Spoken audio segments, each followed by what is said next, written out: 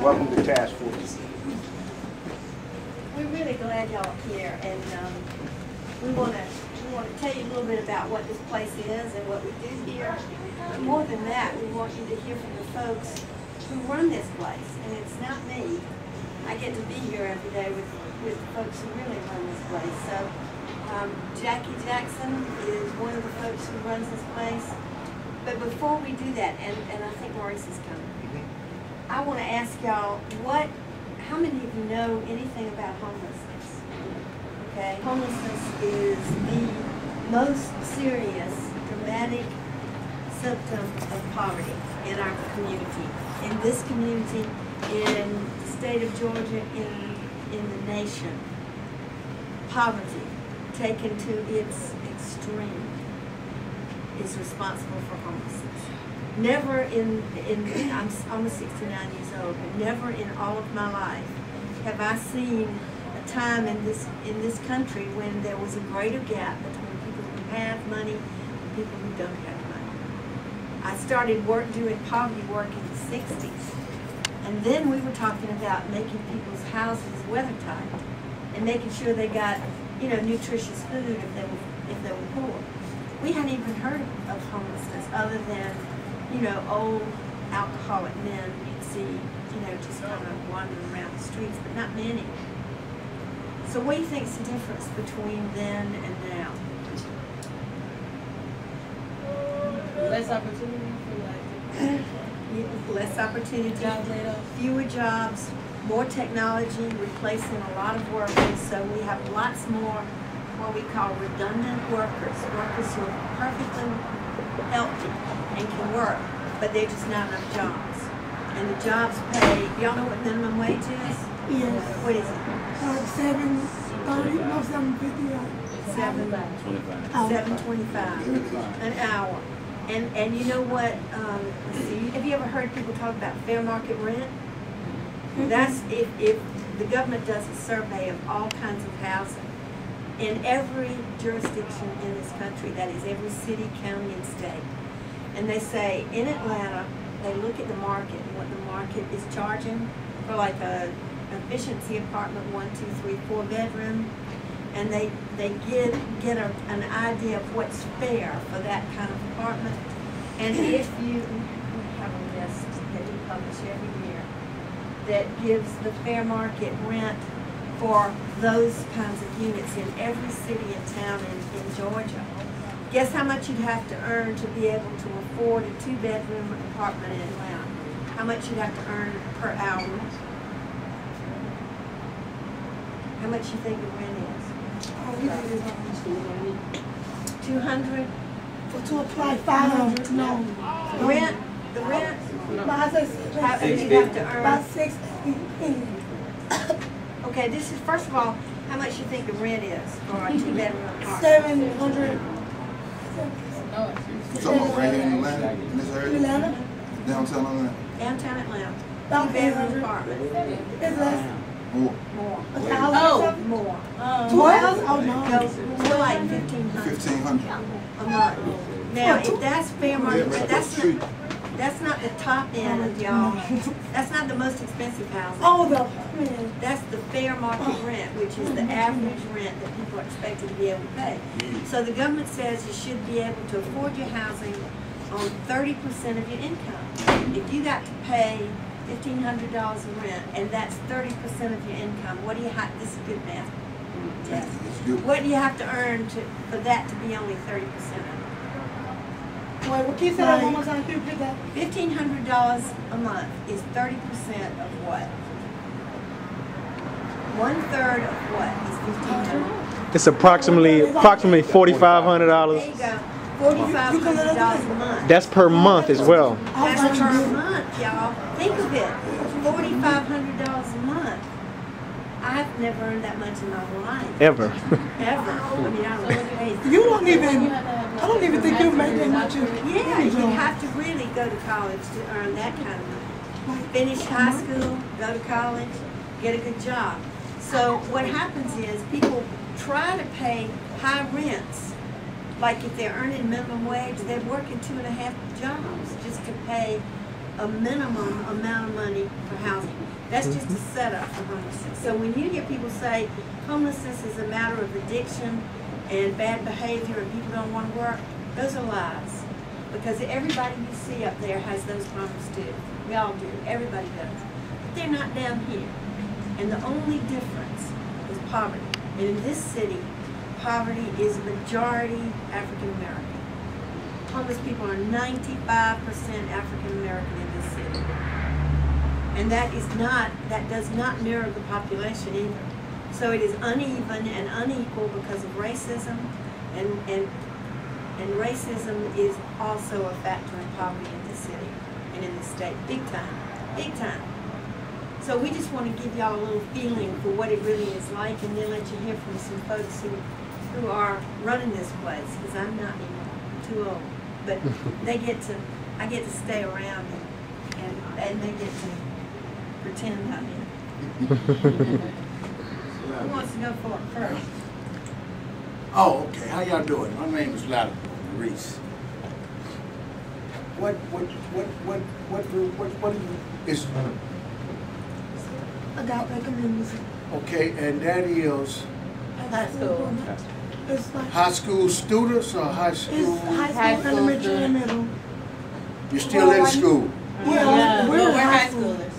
Oh, okay. All right. Well, I just want to fill you in to let you know, number one, homelessness, it's not a way of, a choice of life that one chooses. I didn't choose to be homeless when it happened to me.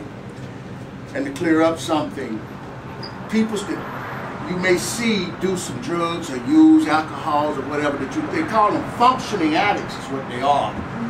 But I can tell you, we think that we can control them. Let them keep smoking, or let them keep doing what they're doing. It will become a bottom in their life, because things will start to make their life dysfunctional.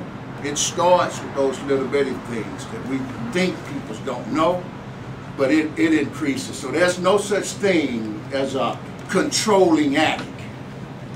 And I can tell you that by experience. You can only trick people so long. If you keep doing things, it will manifest. Well, me myself, I was born and raised right here in Atlanta, Georgia.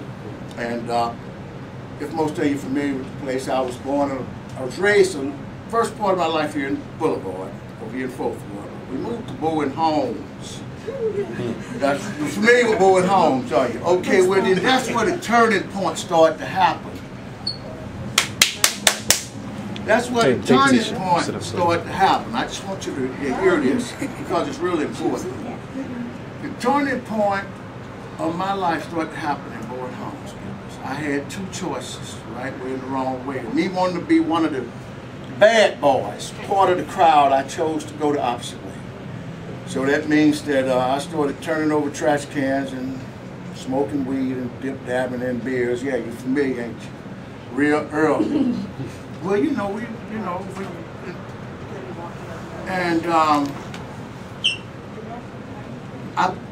when I look back now, I think I was on my way to homelessness when I started dropping out of high school. You know, so playing hooky from high school, and started doing undermined things around about your age, things that I thought was being part of the in crowd that was really, at that time I noticed now, on a road to destruction. I was rebellious. Rebelliousness is what get a lot of us in a form of homelessness, and it starts young. We start to rebel because we want to have it our way, but it was some people came along that loved me beyond that. There was a bunch of church people.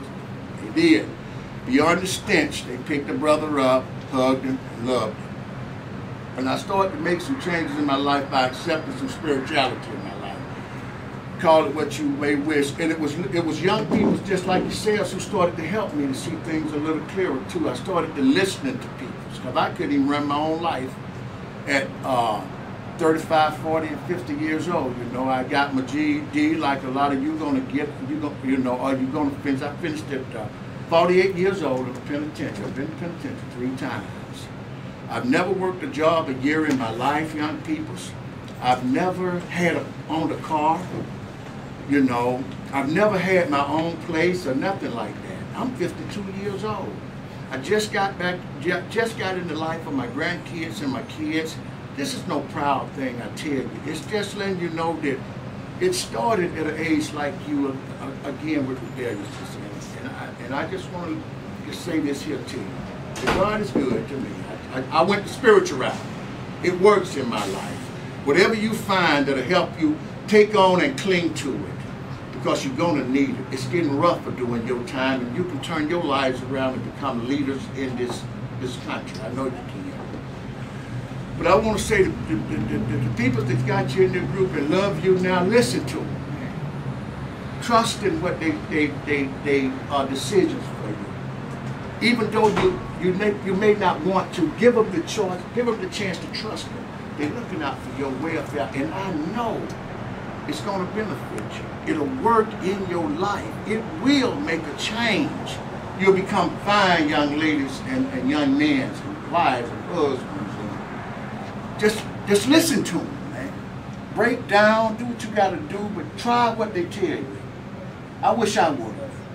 I wish I would have. I wouldn't be standing here at 50 years old telling you that my life was a total destruction, but it wasn't. Because if the, excuse the expression, if the hell and the tragedies and the turmoils I went through is any kind of way going to be beneficial in y'all's life, by golly, it was worth it, and I would do it again. I'd do it again. So I just want to leave you with that. Start to make these changes now.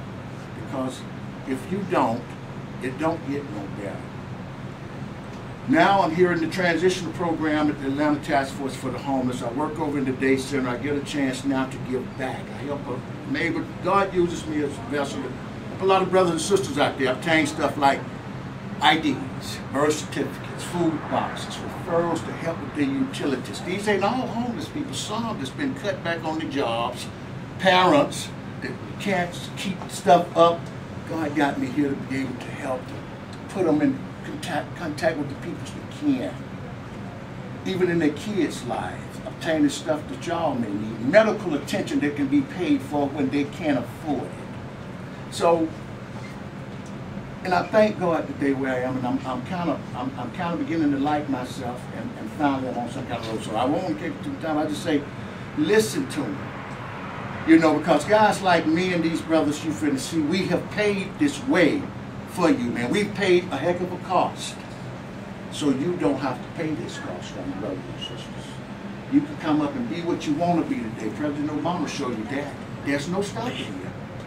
Not if you make it up and change the attitudes within your mind to do these things in a positive manner that happen in your life. Look, I love you. And I'll be praying for all of you. And I should pray for you too, okay?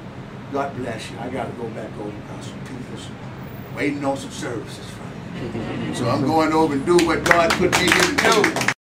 But mostly every one of y'all in here still live with your parents, right? Yeah. Every one of y'all. Appreciate that. I stand Not for sure? that. Y'all appreciate it. I lost my mother in 2003 when I was still doing it. I was sitting in the penitentiary, 5-year sentence on a 15-year bid. How I became homeless and came to this place, I didn't know a soul in the state of Georgia. I come straight out of Pennsylvania, West Philadelphia. I served 5 years in the federal penitentiary in New Jersey. I got out September 30th, 07. Stayed up there in Pennsylvania, 1 year in the street with my federal parole officer. He granted me permission to leave. I flipped a coin. Listen, I need to tell you this. I flipped a coin in my room. Heads, Georgia, tails, Florida. That's where I end up at. One-way ticket. Straight to Georgia. I stayed in them hotels over there, spent the last bit of money I had in hotels over there for about 2 weeks. A police officer told me about this place. And I walked over here and looked at it. And I was like, now Feast, this is what you became. You gotta start somewhere. I gotta start fresh. I'm not gonna get into the whole life story with me because my whole life story become nothing but filth. I was one of them dudes down in this corner and made these people the way they is. So that's why I'm changing my whole ways. This lady you're witnessing and that man right there, I call her mom. Because I ain't have no family here, like I told you. Nobody was here but me. been for 2 years now. 2 years. I've been down here. People back home thought I was gonna come back. Nah. I got my own place now in Lithonia, Georgia. Got a car. Got a future wife to be. All right. You know what I mean? Saturday, y'all, he's getting married. Good. Yeah, so, you know, so I'm not even gonna get into all that, but yeah, that's what definitely changed my life. The streets of Philadelphia changed my whole life. From selling the drugs and all the gun plays and all that, I just had to leave. Came here, ran into these family right here. This is which is what I call my family now. Went through the program, it worked, helped me out a whole lot in my life. Transitional program, and next thing you know, I was out. I've been back here, volunteering my services and helping out every day I can in this building. Me and Curtis Motley, we pretty much run this building. Yeah, we run this building, do everything we can in this building. And if you walk through here, you'll hear it. Whatever we say, that's what they do. So these folks in here is not bad. Just had a bad break in life. I mean, I'm gonna walk y'all through and I'm gonna let y'all get a chance to chit chat with some of these folks if you want to. You know what I mean? See who they come, see what they might be. Some of them might be related to some of y'all somewhere in life.